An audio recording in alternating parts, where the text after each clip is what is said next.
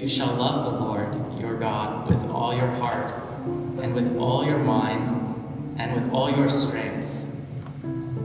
Take these words to heart, the prophet says. Take these words to heart.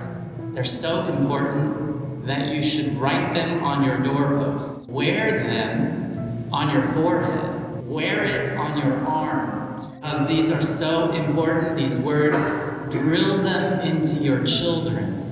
Speak of them when you're at home. Speak of them when you are abroad. Let this, it seems like the prophet is saying, let this become the essence of who you are. In fact, I was reading an article written by a Jewish rabbi recently about this passage in Deuteronomy, the Shema. It's a very important prayer that Jews will pray.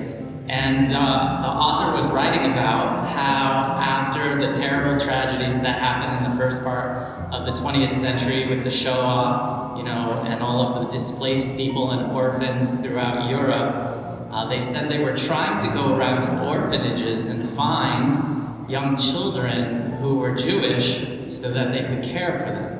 Because many, as you can imagine, in a time of war, were orphaned. And the way that they went around, at first they didn't know how they were going to find these kids, but the way that they went around and discovered that they could find them is by saying those words. Shema Israel Adonai Eloheinu Adonai Echad. Hear, O Israel, the Lord is our God, the Lord is one. And having said those words, when the kids heard those words, the ones who were Jewish would pipe up. They would react because they recognized, they understood, they knew that they belonged to that. Maybe they didn't know these people who were speaking to them, but they recognized something that was their identity. I think in this gospel passage that you chose for today, I hear something of what Jesus is inviting us to do, and I would say very specifically is inviting you to do, is to allow this to become your identity. Wear it on your foreheads, wear it on your arms, write it on your doorposts, speak to it, speak of it to whomever will listen. You shall love the Lord your God with all your heart, and with all your soul, and with all your mind.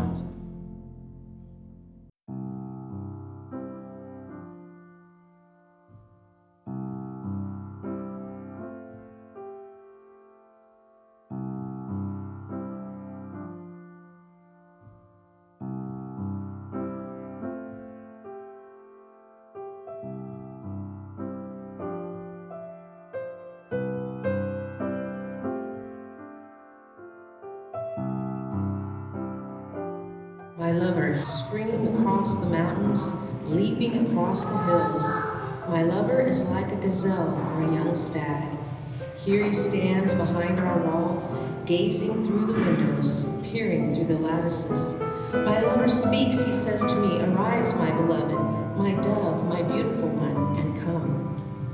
O my dove in the clefts of the rock, in the secret recesses of the cliff, let me see you. Let me hear your voice, for your voice is sweet and you are lovely. My lover belongs to me and I to him. He says to me, "Set me as a seal on your heart, as a seal on your arm, for stern as death is love. Relentless as the netherworld is devotion. Its flames are a blazing fire. Deep waters cannot quench love, nor floods sweep it away." The word of the Lord.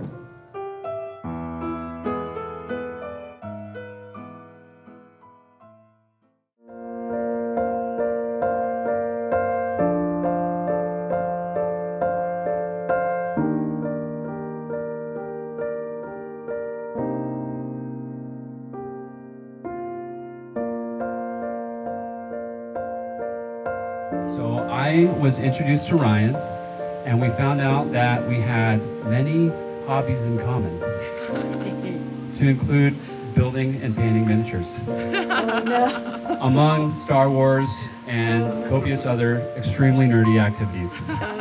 So I knew immediately after meeting Ryan and his majestic mustache that it was going to go very well. And it was quite the surprise because I never in a million years thought my little sister would end up with as big a nerd as me.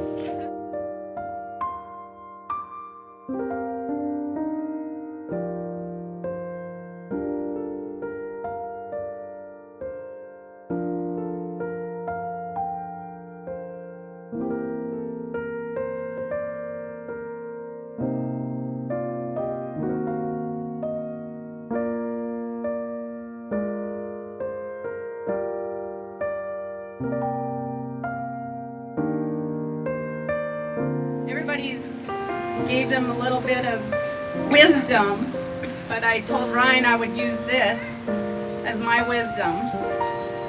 As Leonard Skinner said, be a simple man, and Kelly, be a simple woman. Keep your marriage simple, don't complicate it. Love each other, honor each other, cherish each other above all else. And above all, keep the passion alive. And I love you, and I am so proud of both of you for keeping